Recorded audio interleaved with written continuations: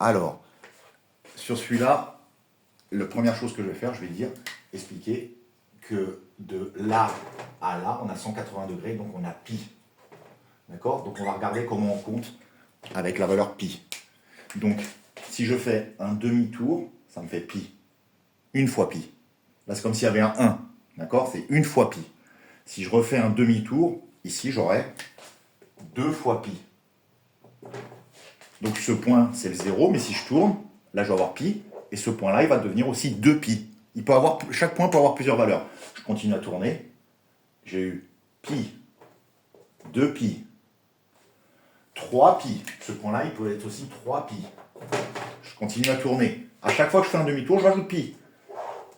4 pi. Je continue à tourner. 5 pi. Et ainsi de suite. D'accord? En pi, c'est assez facile. D'accord? Donc 0, pi, 2 pi, 3 pi, 4 pi, 5 pi, et ainsi de suite. D'accord? Et si je veux, je peux tourner aussi à l'envers.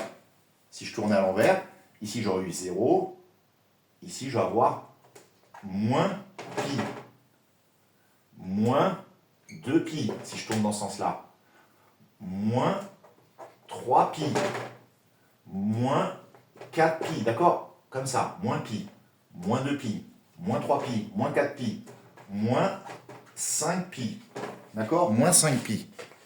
Voilà. Maintenant, je vais montrer comment on compte en pi sur 2.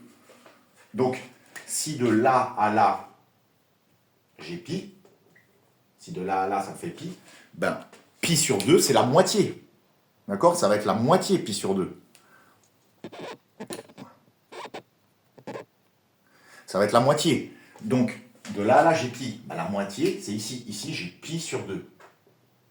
Pi sur 2. Bon, ben, on voit bien, pour faire pi sur 2, c'est un quart de tout le cercle, pi sur 2. Donc, regardez là, j'ai pi sur 2. Une fois pi sur 2.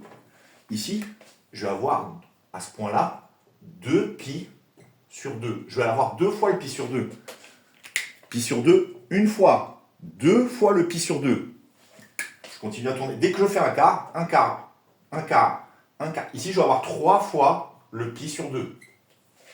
Donc ici, une fois le pi sur 2. 2 fois le pi sur 2. 3 fois le pi sur 2. 4 fois le pi sur 2. D'accord? À chaque fois, si je compte en pi sur 2, voilà. Je continue à tourner.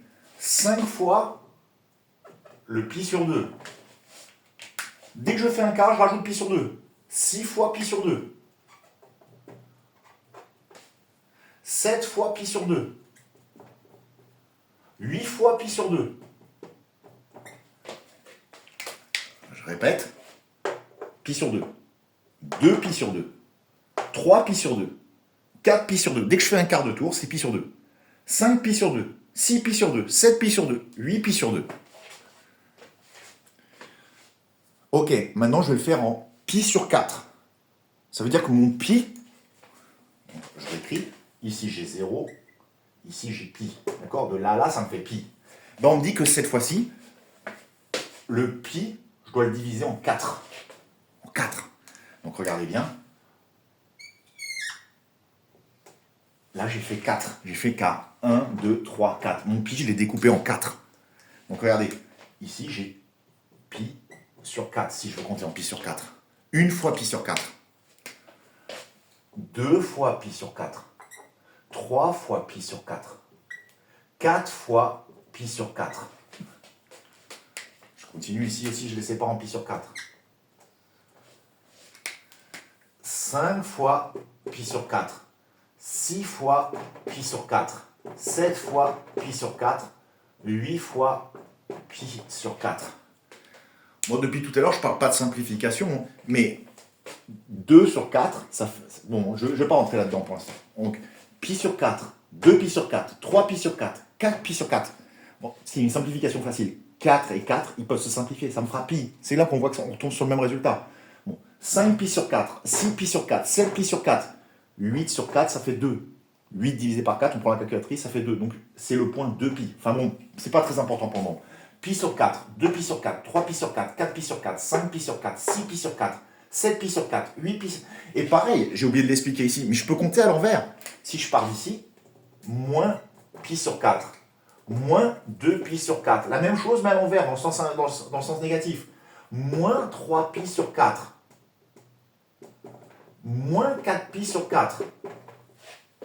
D'accord? Donc là, à chaque fois, pi sur 4, 2 pi sur 4, 3 pi sur 4, 4 pi sur 4. Voilà. Maintenant, je vais compter en pi sur 3. D'accord? En pi sur 3. Donc, de là à là, j'ai pi. Je parle de 0. Vous savez qu'un demi-tour de cercle, ça fait pi. Bah, cette fois-ci, mon pi, je dois le séparer en 3 parties. En 3 parties. Donc, regardez. En fait, ça fait ici. Ça fait 60 degrés. Ici. On voit mal. Je vais le faire là. On voit mieux. Ici et ici. Là, je les sépare en 3 parts égales. Une première part, une deuxième part, une troisième part. Je les sépare en pi sur 3. Donc, ici, j'ai le pi sur 3. J'ai une fois pi sur 3. Ici, j'ai 2 fois pi sur 3. Je les sépare de mon pi, je les sépare en 3. Une fois pi sur 3, 2 fois pi sur 3, 3 fois pi sur 3. Je l'écris. Le pi là, c'est 3 pi sur 3. Mais de toute façon, regardez, en fraction, c'est pas dur à comprendre. Le 3 et le 3, ils s'annulent. Je dois retrouver pi.